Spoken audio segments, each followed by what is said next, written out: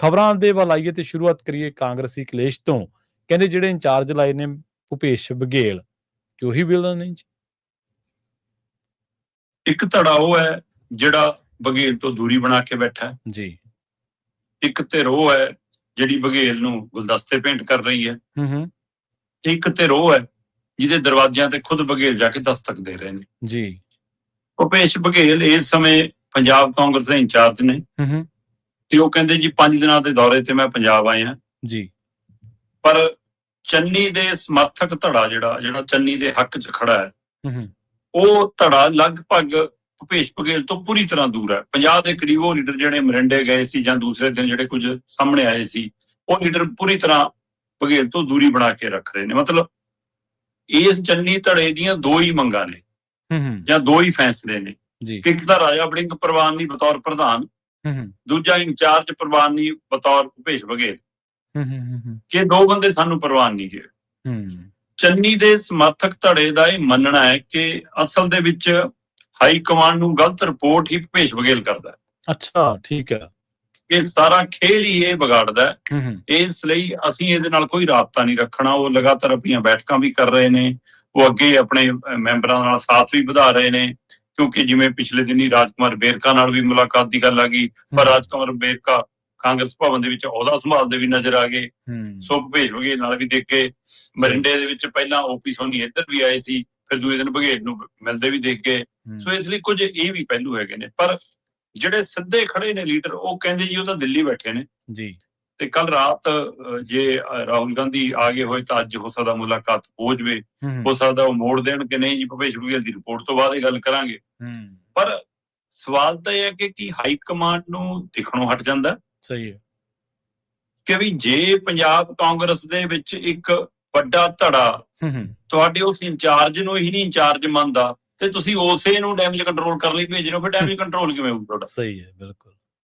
ਜਿਹੜੀ ਦਵਾਈ ਦਾ side effect ਹੈ ਤੇ ਤੁਸੀਂ ਉਸੇ ਦੀ ਡੋਜ਼ ਵਧਾਈ ਜਾਓ, ਫਿਰ ਸਾਈਡ ਇਫੈਕਟ ਵਧੂਗਾ ਕਿ ਇਲਾਜ ਹੋਊਗਾ?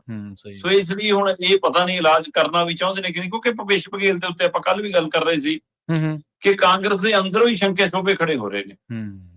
ਉਹ ਕਹਿੰਦੇ ਵੀ ਇਹ ਈਡੀ ਦੀ ਰਡਾਰ ਤੇ ਹੈ, ਇਹਦਾ ਮੁੰਡੇ ਦਾ ਮਾਮਲਾ, ਇਹਦਾ ਮਾਮਲਾ ਕਿ ਘਰੇ ਹੋਏ ਨੇ, ਤੇ ਫਿਰ ਇਹ ਕਾਂਗਰਸ ਦਾ ਨਾਸ ਤਾਂ ਨਹੀਂ ਕਰਨਾ ਚਾਹੁੰਦਾ ਕਿਤੇ ਪੰਜਾਬ ਦੇ ਵਿੱਚ ਕਿ ਵੀ ਬੀਜੇਪੀ ਨੇ ਟਾਸਕ ਇਹੀ ਦੇ ਕੇ ਭੇਜਿਆ ਹੋਵੇ ਕਿ ਨਹੀਂ ਦੇਖਦਾ ਤੈਨੂੰ ਟੰਗ ਦਾਂਗੇ। ਸੋ ਡੰਡੇ ਬੁੜੇ ਭੂਤ ਨੱਚਦੇ ਕਿਤੇ ਉਹ ਤਾਂ ਨਹੀਂ ਨੱਚ ਰਿਹਾ ਇਹ। ਸੋ ਇਹ ਮੰਨ ਕੇ ਚੱਲ, ਪਰ ਹੁਣ ਕੀ ਹਾਈ ਕਮਾਂਡ ਨੂੰ ਵੀ ਇਹ ਗੱਲ ਨਹੀਂ ਸਮਝ ਆਉਂਦੀ ਫਿਰ ਜੇ ਇਹ ਗੱਲ ਹੈ ਜੀ? ਸਹੀ। ਜਾਂ ਇਹ ਇਹਨਾਂ ਦੇ ਬੇਮਾਇਨੇ ਖਦਸੇ ਨੇ, ਉਹ ਤਾਂ ਸੱਚਾ ਸਿਪਾਹੀ ਹੈ ਗਾਂਧੀ ਪਰਿਵਾਰ ਦਾ। ਪਰ ਕਿਤੇ ਨਾ ਕਿਤੇ ਇਹ ਮਾਮਲਾ ਇਸ ਕਦਰ ਇਸ ਲਈ ਵੱਧਦਾ ਦਿਖ ਰਿਹਾ ਕਿ ਗੱਲ 5 ਦਿਨਾਂ ਦੀ ਕਰ ਰਹੇ ਸੀ ਭੁਪੇਸ਼ ਬਘੇਲ ਜੀ, ਪਰ ਦੂਜੇ ਦਿਨ ਸ਼ਾਮ ਆਉਂਦਿਆਂ ਤੱਕ ਆਪਣਾ ਫੈਸਲਾ ਸੁਣਾਤਾ ਮੀਡੀਆ ਦੇ ਰਾਹੀਂ ਕਿ ਵੀ ਪ੍ਰਧਾਨ ਤਾਂ ਨਹੀਂ ਬਦਲਦਾ, ਹਾਈ ਕਮਾਂਡ ਦਾ ਫੈਸਲਾ ਹੁਣ ਬਦਲੂਗਾ ਨਹੀਂ, ਪ੍ਰਧਾਨ ਰਾਜਾ ਵੜਿੰਗੇ ਰਹਿਣਗੇ। ਫਿਰ ਜੇ ਰਾਜਾ ਵੜਿੰਗੇ ਰਹਿਣਗੇ ਪ੍ਰਧਾਨ, ਫਿਰ ਤੁਸੀਂ ਕਰਨ ਕੀ ਆਏ ਹੋ? ਸਹੀ ਹੈ। ਇਹ ਤਾਂ ਤੁਸੀਂ ਐਲਾਨਿਆ ਹੋਇਆ, ਤੁਸੀਂ ਕੀਤਾ, ਤੁਸੀਂ ਜਾਓ ਤੇ ਛੱਡ ਦੋ। ਤੇ ਪਰ ਆਪ ਹੀ ਕਹੀ ਜਾਂਦੇ ਨੇ ਚੰਨੀ ਜੀ 2 ਦਿਨ ਲਈ ਬਾਹਰ ਨੇ, ਉਹ ਮੈਨੂੰ ਬਾਅਦ ਚੋਂ ਆ ਕੇ ਮਿਲਣਗੇ। ਰੰਧਾਵਾ ਜੀ 2 ਦਿਨ ਲਈ ਬਾਹਰ ਨੇ, ਉਹ ਬਾਅਦ ਚੋਂ ਆ ਕੇ ਮਿਲਣਗੇ। ਅੱਛਾ। ਸੋ ਇਸ ਲਈ ਚਾਹੇ ਤੁਸੀਂ ਖਹਿਰਾ ਦੇ ਘਰੇ ਜਾਏ, ਤੁਸੀਂ ਕਈਆਂ ਨੂੰ ਆਪ ਮਿਲਿਆ ਹੈ ਨਾ, ਪਰ ਇਹਦੇ ਬਾਵਜੂਦ ਵੀ ਜੇ 40 ਤੋਂ 50 ਲੀਡਰ ਤੁਹਾਡੇ ਬਾਹਰ ਖੜੇ ਨੇ, ਬੇਸ਼ੱਕ ਲੋਕਾਂ ਵੱਲੋਂ ਕਿੰਨੀ ਵਾਰ ਉਹ ਹਰਾ ਲਿਆ ਹੋਣ, ਕਿੰਨੀ ਵਾਰ ਸਾਈਡਲਾਈਨ ਕਰ ਲਿਆ ਹੋਣ, ਇਹ ਹਲੇ ਵੀ ਵੋਟਰਾਂ ਦੇ ਉੱਤੇ ਆ ਕਿ ਉਹਨਾਂ ਨੇ ਕਿਹਨੂੰ ਲੀਡਰ ਮੰਨਣਾ ਕਿ ਨਹੀਂ ਮੰਨਣਾ। ਪਰ ਤੁਹਾਡੀ ਪਾਰਟੀ 'ਚ ਤਾਂ ਉਹ ਵੱਡੇ ਲੀਡਰ ਨੇ। ਸਹੀ ਹੈ। ਤੇ ਜੇ ਤੁਹਾਡੀ ਪਾਰਟੀ 'ਚ ਵੱਡੇ ਲੀਡਰ ਨੇ ਤੇ ਉਹ ਤੁਹਾਨੂੰ ਨਹੀਂ ਮੰਨਣ ਨੂੰ ਤਿਆਰ, ਫਿਰ ਇਹ ਕਲੇਸ਼ ਨਿਬੜੂਗਾ ਕਿਵੇਂ?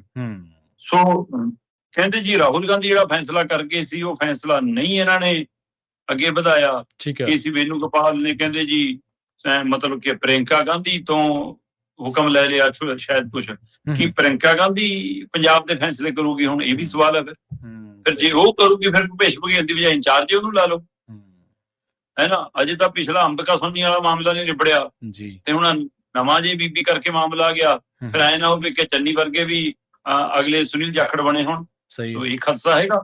ਬੇਸ਼ੱਕ ਉਹਦੇ ਨਾਲ ਉਹ 50 ਲੀਡਰ ਸਾਰੇ ਤਾਂ ਨਹੀਂ ਕਿਤੇ ਜਾਣ ਵਾਲੇ ਜੀ, ਤੇ ਖੁਦ ਚਰਨਜੀਤ ਚੰਨੀ ਵੀ ਕਹਿ ਰਹੇ ਨੇ ਕਿ ਮੈਂ ਜਾ ਕਿਤੇ ਨਹੀਂ ਰਿਹਾ, ਮੈਂ ਰਹੂੰਗਾ ਪਾਰਟੀ 'ਚ।